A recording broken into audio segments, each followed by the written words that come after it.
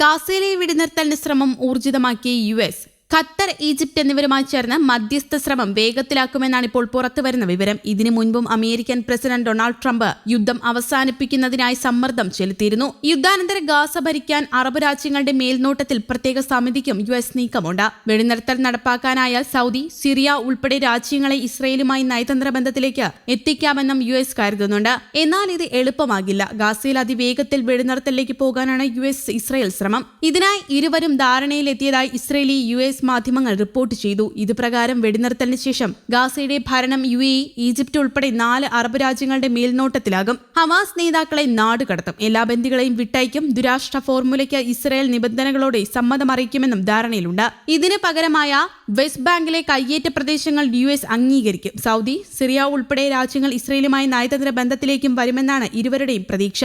ഇത് ചൂണ്ടിക്കാട്ടുന്ന പരസ്യ ബോർഡുകളും ടെൽ അവീവിൽ ഉയർത്തിയിരുന്നു. ഇതെല്ലാം ചർച്ച ചെയ്യാൻ നെതന്യാഹു ഉടൻ US-ലേക്ക് എത്തുമെന്നാണ് റിപ്പോർട്ടുകൾ. സിറിയയും ഇസ്രയേലും ഇതിനകം ചർച്ചകൾ നേരിട്ട് നടത്തിയിരുന്നു. എന്നാൽ പലസ്തീൻ രാഷ്ട്രത്തിലേക്ക് വഴിയൊരുക്കാതെ ഇസ്രയേലുമായി ബന്ധമുണ്ടാകില്ലെന്നാണ് സൗദി നിലപാട്. ഇതിൽ ഇതുവരെ രാജ്യം മാറ്റമൊന്നും വരുത്തിയിട്ടില്ല. മാത്രവുമല്ല, ദുരാഷ്ട്ര ഫോർമുലയില്ലാതെ ഗാസയുടെ പുനർനിർമ്മാണത്തിൽ പങ്കുചേരാനാകില്ലെന്നും അറബ് രാജ്യങ്ങൾ US-നെ അറിയിച്ചിരുന്നു. സിറിയൻ പ്രസിഡന്റിന്റെ ചിത്രവും ടെൽ അവീവിൽ നെതന്യാഹുവിനൊപ്പം ഉയർന്നു. ഇതോടെ പുതിയ സിറിയൻ പ്രസിഡന്റ് അഹമ്മദ് അൽ ഷാറയുടെ ഭരണകൂടത്തിലും അതൃപ്തിയുണ്ട്.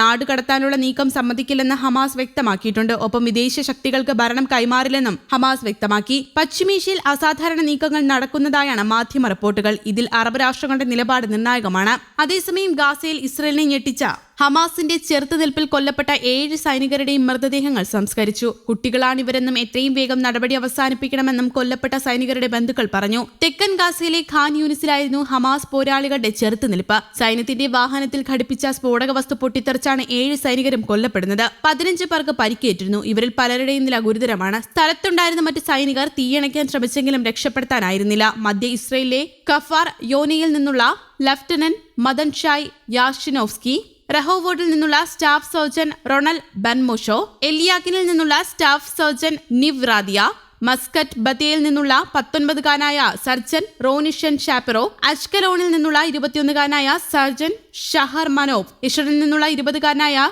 മായൻ ബറൂച്ച് പോൾസ്റ്റീൻ, കിര്യത്ത് യാമിൻ നിന്നുള്ള സ്റ്റാഫ് സർജൻ അലൂൺ ഡേവിഡോവ് എന്നിവരാണ് കൊല്ലപ്പെട്ടത്. സ്കൂൾ പഠനം പൂർത്തിയാക്കിയ ഉടൻ ഗാസയിലേക്ക് അയക്കപ്പെട്ട കുട്ടികളാണിവർ. അർത്ഥശൂന്യമായ പ്രവൃത്തിയാണിത്. നിരവധി കുടുംബങ്ങൾക്ക് അവരുടെ കുട്ടികളെ ഇതിനകം തന്നെ നഷ്ടപ്പെട്ടു. ഇതുടൻ അവസാനിപ്പിക്കണം. കൊല്ലപ്പെട്ട ഇസ്രയേൽ മാധ്യമമായ ചാനൽ 12-നോടാണ് ബന്ധുക്കൾ ഇക്കാര്യങ്ങൾ വ്യക്തമാക്കിയത്. അതേസമയം ഇസ്രായേലിനെ പ്രതിരോധിക്കാനും ബന്ദികളെ തിരിച്ചയക്കാനുമുള്ള ദൌത്യത്തിനിടെ ധീരമായി പോരാടി വീണവരാണിവരെന്ന് പ്രതിരോധ മന്ത്രി ഇസ്രായേൽ കാറ്റ്സ് പറഞ്ഞു. അതേസമയം കഴിഞ്ഞ ദിവസം ടാങ്ക് വേദ മിസൈൽ പ്രയോഗിക്കുന്നതിനിടെ ഗാസയിൽ 2 സൈനികർക്ക് ഗുരുതരമായി പരിക്കേൽക്കുകയും ചെയ്തിരുന്നു. ഒക്ടോബർ 7 യുദ്ധം ആരംഭിച്ചതിനു ശേഷം 878 സൈനികർ കൊല്ലപ്പെട്ടെന്നാണ് ഇസ്രായേൽ പ്രതിരോധ സേന പുറത്തുവിട്ട കണക്കുകൾ വ്യക്തമാക്കുന്നത്.